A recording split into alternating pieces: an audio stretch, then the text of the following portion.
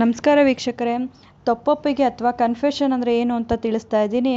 ಇದನ್ನು ದಾಖಲಿಸುವಾಗ ಒಬ್ಬರು ಮ್ಯಾಜಿಸ್ಟ್ರೇಟ್ ಆದವರು ಯಾವ ಒಂದು ವಿಧಾನ ಅಥವಾ ಪ್ರಕ್ರಿಯೆಯನ್ನು ಅನುಸರಿಸ್ತಾರೆ ಅಂತೇಳಿ ಈ ವಿಡಿಯೋದಲ್ಲಿ ತಿಳಿಸ್ತಾ ಇದ್ದೀನಿ.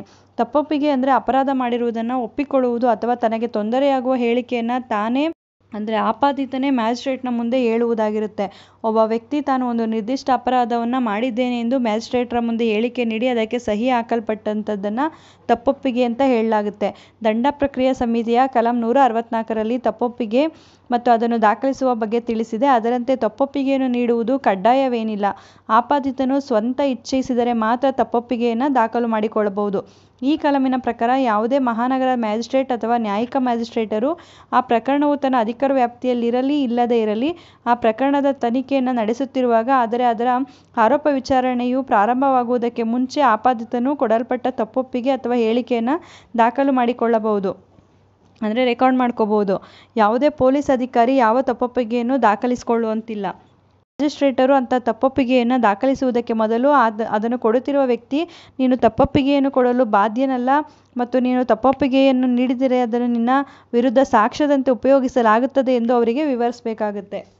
ಮತ್ತು ಅವನು ಅದನ್ನು ಸ್ವ ಇಚ್ಛೆಯಿಂದ ಕೊಡುತ್ತಿದ್ದಾನೆ ಎಂದು ಅವರು ನಂಬಲು ಕಾರಣವಿದ್ದಾಗ ಮಾತ್ರ ಆ ತಪ್ಪೊಪ್ಪಿಗೆಯನ್ನು ದಾಖಲಿಸಬೇಕು.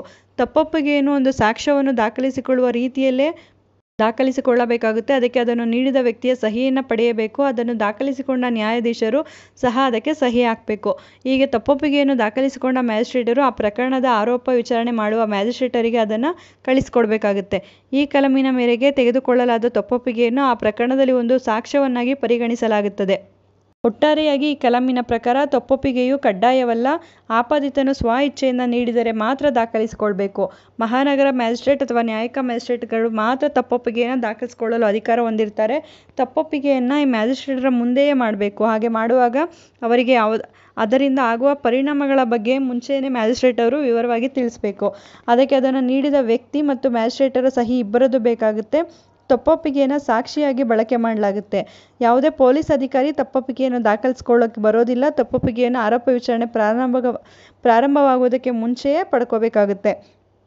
ತಪ್ಪೊಪ್ಪಿಗೆಯನ್ನು ಬರೆದುಕೊಂಡು ಮ್ಯಾಜಿಸ್ಟ್ರೇಟರು ಅದನ್ನು ನೇರವಾಗಿ ಆ ಪ್ರಕರಣದ ವಿಚಾರಣೆಗೆ ಮಾಡುವ ಅಧಿಕಾರ ವ್ಯಾಪ್ತಿ ಇರುವ ಮ್ಯಾಜಿಸ್ಟ್ರೇಟರಿಗೆ ಕಳಿಸ್ಕೊಡ್ಬೇಕಾಗುತ್ತೆ.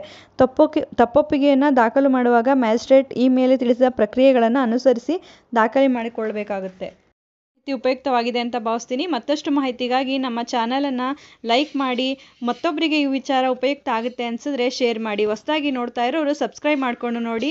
ಕಾನೂನಿನ ಜ್ಞಾನ ಪ್ರತಿಯೊಬ್ಬರಿಗೂ ಉಪಯುಕ್ತ ಆಗುವಂಥದ್ದು.